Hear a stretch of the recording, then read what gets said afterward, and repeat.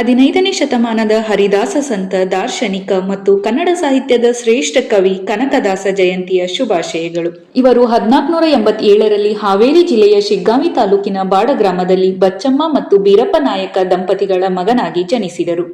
ಇವರ ಮೂಲ ಹೆಸರು ತಿಮ್ಮಪ್ಪ ನಾಯಕ. ಬಾಲ್ಯದಲ್ಲಿಯೇ ಅಕ್ಷರಾಭ್ಯಾಸ, ವ್ಯಾಕರಣ, ತರ್ಕ, ಸಾಹಿತ್ಯಗಳಲ್ಲಿ ಪಾರಂಗತರಾದರು. ಜೊತೆಗೆ ಕತ್ತಿ ವರಸೆ, ಕುದುರೆ ಸವಾರಿಯನ್ನು ಅಭ್ಯಾಸಿಸಿದರು. ಅವರ ತಂದೆ ನಿಧನರಾದ ನಂತರ ಬಂಕಾಪುರ ಪ್ರಾಂತ್ಯಕ್ಕೆ ದಂಡನಾಯಕರಾಗಿದ್ದರು.